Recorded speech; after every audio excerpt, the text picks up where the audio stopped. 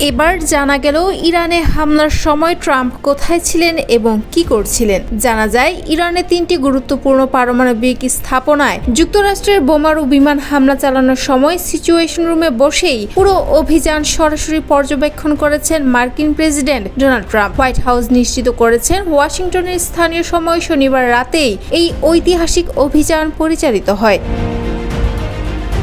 White হাউসের পক্ষ থেকে জানানো হয়, সিচুয়েশন রুমে ট্রাম্পের সঙ্গে উপস্থিত ছিলেন ভাইস প্রেসিডেন্ট জেডি ভেন্স, পররাষ্ট্রমন্ত্রী মার্কো রুবিও সহ প্রশাসনের শীর্ষ নিরাপত্তা ও প্রতিরক্ষা কর্মকর্তারা। কিভাবে এই বিমান হামলা চালানো হচ্ছে, কতটা অগ্রগতি হয়েছে, সবকিছু ট্রাম্প রিয়েল টাইমে পর্যবেক্ষণ করেন।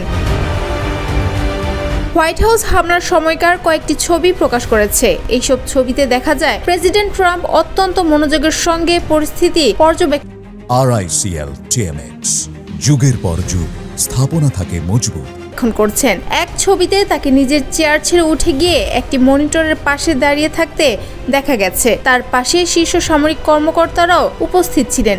সবাই গভীর মনোযোগে ডুবেছিলেন ঐতিহাসিক এই অভিযানের প্রতিটি মুহূর্তে। এরপর যুক্তরাষ্ট্রের স্থানীয় সময় শনিবার রাত 10টায় হোয়াইট হাউস থেকে জাতির উদ্দেশ্যে ভাষণ দেন ডোনাল্ড ট্রাম্প। ভাষণে তিনি ইরানকে হুঁশিয়ারি করে বলেন, এখন সামনে দুটি পথ, একটি শান্তির, অন্যটি এমন এক বিপর্যয়ের দিকে যা গত 8 দিনের ঘটনার চেয়েও ভয়ঙ্কর হতে পারে।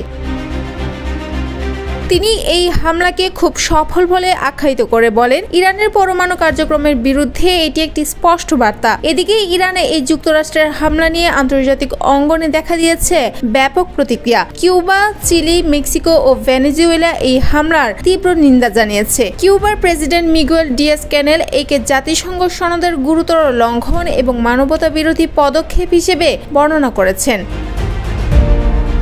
চিলির প্রেসিডেন্ট গ্যাব্রিয়েল বরিক বলেন, ক্ষমতায় থাকা কাউকে আইনের ঊর্ধ্বে রাখে না, এমনকি আপনি যদি যুক্তরাষ্ট্র হন। মেক্সিকো আঞ্চলিক শান্তি ও সংলাপের পক্ষে অবস্থান নিয়েছে। পাশাপাশি হামাস এই হামলাকে নির্লজ্জ আগ্রাসন ও আন্তর্জাতিক আইনের চরম লঙ্ঘন হিসেবে অভিহিত করেছে। বিশ্লেষকদের মতে এই হামলা শুধু একটি সামরিক অভিযান নয়, বরং মধ্যপ্রাচ্যে ভূ রাজনৈতিক সমীকরণের সবচেয়ে বড় বাকবদলের ইঙ্গিত দিচ্ছে।